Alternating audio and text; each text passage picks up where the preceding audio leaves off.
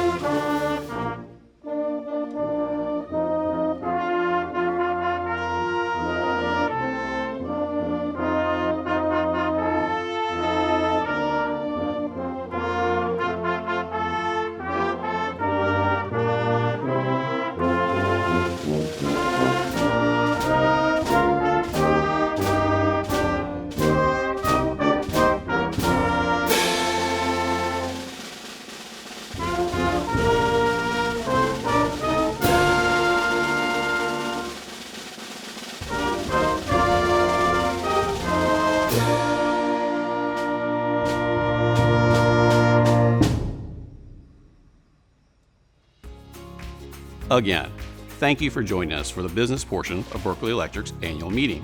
I'm pleased to report we reached a quorum during the 4 days of drive-through registration and voting over the past 2 weeks. For those of you who are interested, the Secretary Treasurer's report was made available in the October edition of South Carolina Living, the 2026 Berkeley Electric calendar, and is available for your review on our website. And now, let's join Berkeley Electric's President and CEO, Mike Fuller, for his report. Hi, I'm Mike Fuller, President and CEO of Berkeley Electric Cooperative. Thank you for joining us for this year's annual meeting. I know I say it every year, but it's been another busy one at your co-op.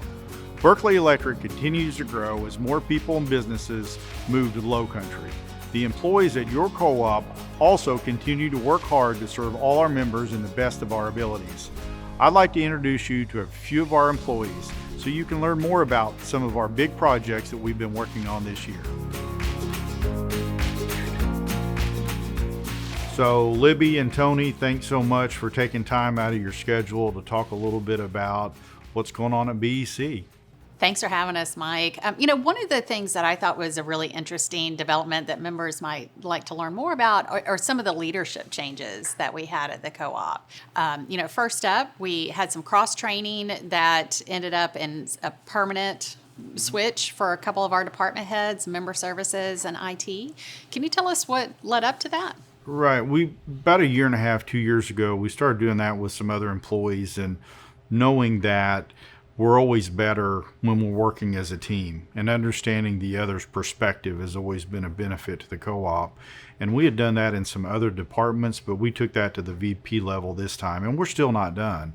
But what we found is Amy Langdon, who was VP of Member Service, and Brian Reese, who was VP of IT, did cross-training because their roles really flow well together. And at the end of the day, we found that there was probably a better fit for Amy to be in IT and Brian to be in the Member Service Department. So we made that a permanent switch. Yeah, that's just a great way to tap into different areas of people's expertise and, really help them shine in a different role. Speaking of expertise, co-ops across the nation have been having large numbers of employees retire, and some of that expertise goes out the door, when we have these generational changes. Here at Berkeley Electric, we look at how many veterans we have that went through Hurricane Hugo, that right. being a hallmark storm that we went through many decades ago.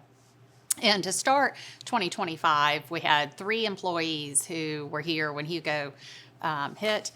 And now we're up to 4. Can you tell us a little bit more about the other leadership change we had at the co-op and how we now have more Hugo vets? So whenever someone retires, you're always happy for them, but you realize what the co-op is losing. We try to set up for that. We're happy for them.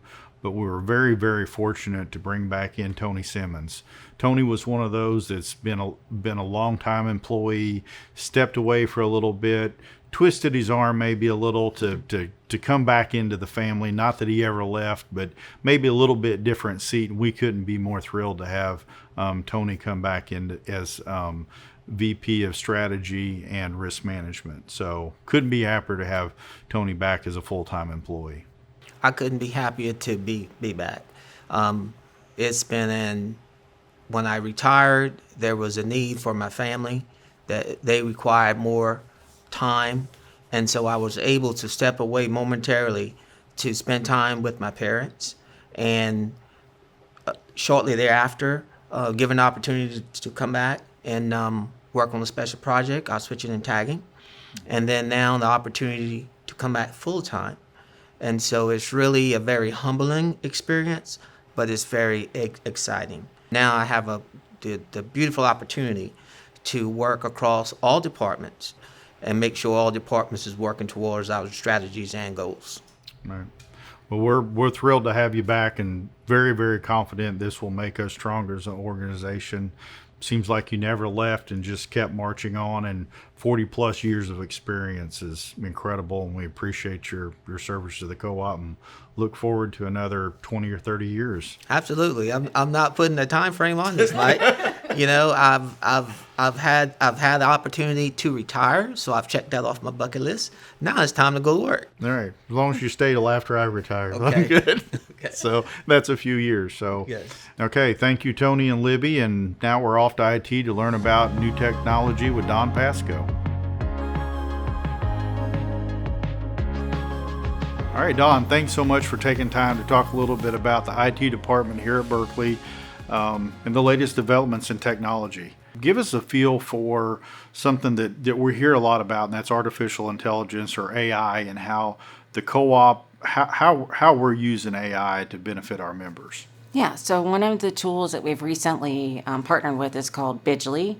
Our membership can use this tool. Our member service reps are using this tool, and it's a tool to manage consumption, energy usage, basically.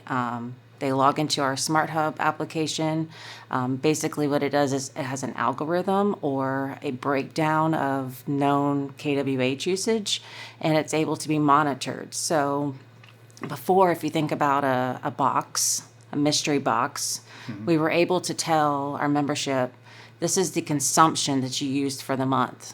But now with Bidgely, it identifies your refrigerator, your hot water heater, your AC units, and it breaks it down and it identifies maybe what's running in your home. Okay, so from a high bill perspective or energy audits, It's a great tool for our members to use to say, okay, my well pump is operating more than it should, my pool pump, my refrigerator, some of the other things. And as you mentioned, it's part of Smart Hub. So it's something that's built into what we already have. So this doesn't mean that you have to download something into a new piece of software for anyone to use. So it's built into the system. So along with that, and we'll have things out there that tell our members how to utilize that tool. What else? How else are we using it here at the co-op? Yeah, so we currently have set up a AI sandbox to alleviate our AI tools from being used externally, but we've set up policies for our employees. We currently have our own AI assistant. We've named him Watson, and he currently tells our internal employees maybe what the policy is on the dress code, or what the policy code, or what the policy is for return checks. It does know that our CEO is Mike Fuller, so it is learning. No. So a couple things with that. Number one is the cybersecurity, and we'll all have to have a healthy respect and really look at, because there's so many AI tools, and you mentioned the sandbox. So we are taking a sandbox approach and saying, okay, IT, I need you to look at this. And I've used it myself. Hey, this looks like a cool AI tool, but I want to ensure that it's safe and it's viable, that we can use it. And the main thing is just the cybersecurity. We've got to ensure that we're not using our members' information any way that it's out there utilizing AI. Absolutely. So all of our AI information is behind a firewall and password protected. So our members' data is protected behind that. Right. Accordingly. Well, great. Thank you so much for spending time talking to us about the developments in IT. And now we're off to Point North to talk to some of our other partners about how we're helping our members.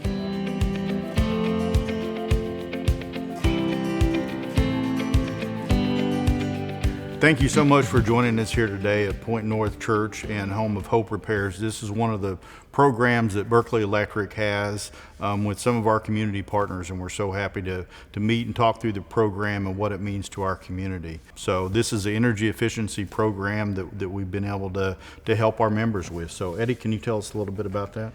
Yes, through a grant through Google of $250,000, we're able to take these funds and help members that we normally cannot help. We have a own bill financing program, but this provides funds that helps folks we could not touch with our actual own bill financing. And we wanted to leverage that money to do more in the community than just, like a small touching of the community. So we've worked with Hope Repair and their mission to go out and work with low-income families, really homes that really need that work. And they have hired experts, Rodney Hill and Rob Mead, to come out and actually do the installations for these homes. But these homes have poor indoor air quality, may have kerosene heating, space heaters that are dangerous electricity. It's just so much improvement in efficiency and indoor air quality and safety for these members to get a very efficient mini split, a heat pump, installed in the homes. Pastor Enzer, if you could share with us what this has allowed Hope Repair to do and what this means to your program. Well, first off, Mike, thank you so much for allowing us to partner with y'all to make this possible.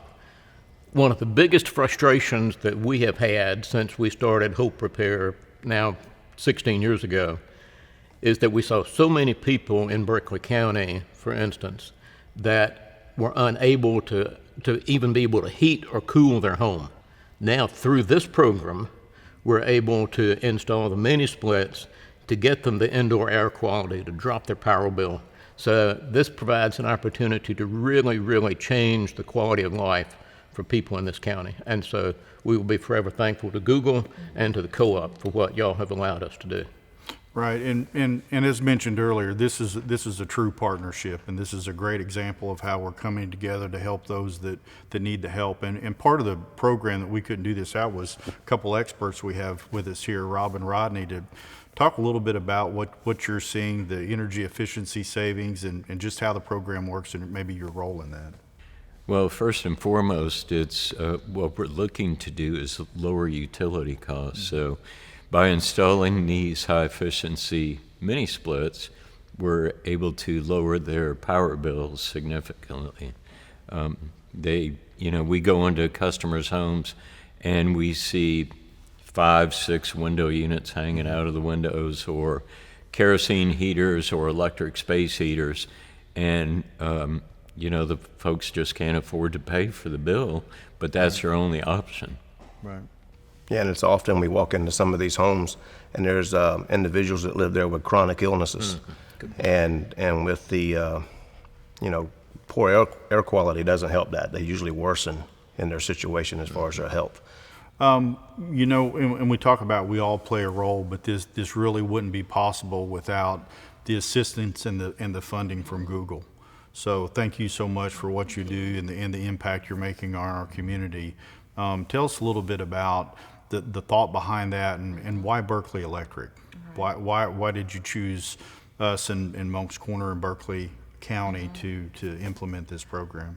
Now, when it comes to this particular initiative and partnership, it was important for many, many ways. Folks shouldn't have to choose between trying to pay for meds and their power bill and the groceries. And so with this partnership, we're also allowed to support the local economy and getting local jobs for those who have some construction backgrounds and for those who want to roll up their sleeves and help. But it also is a way to stabilize the local grid. And so through this type of partnership, we're able to not just start it here in Berkeley County, but it's something that can be scaled in other areas as well. So we're very happy to be involved in this program, and we're very happy how it has progressed. And it's only because of the partnership working with Berkeley Electric that it was able to come to pass. Yeah, well, thank you so much. And again, it's that, and you hit it on again, it's that passion to serve. It's that partnership that brings Point North Church, Hope Repair, and all of us together because we want to serve our community. So, Pastor Enzer, could you give us a little, someone's interested, what's the process? What does that look like? How does someone, if they have a need, how do they find those funds? The best way to do that is to call us directly. And that phone number is 843-258-1174. So if you leave a message, we promise we will call you back. Then we'll schedule a time to come out and take a look and see if somebody does qualify for what we're doing. And at the same time, it's not just installing mini splits, but if somebody needs a wheelchair ramp or a floor repaired, we take a look at those things as well. This is a program that costs the members nothing. There's absolutely no charge to the member for what we do. At the same time, because of being Hope Repair, we do not charge any administrative charge for this. And the third thing is we're able to buy these mini splits in volumes. We got a volume discount. So by partnering with Google, partnering with BEC, we're taking that $250,000 and really stretching that beyond just the $250,000, where we're making maybe a $500,000 impact in this community because of what y'all have allowed us to do. And I'd like to say thank you also for this grant. You know, the energy services team at Berkeley Electric Cooperative, we're touching members every day with high bills, own bill financing, and there's members that show up that we cannot help. They have really high bills. Why they have high bills, and we can see that it's inefficiency in what they're trying to operate. So this gives us a tool to help this group of members. So thank you so much for extending that to us in our community. All right. Thank you for letting Berkeley, on behalf of Berkeley Electric, thank you for letting Berkeley Electric play a role, be a piece of the puzzle that we're helping our community. So thank you so much for that. And with that, we're off to our last stop to talk about a new program that starts the 1st of January.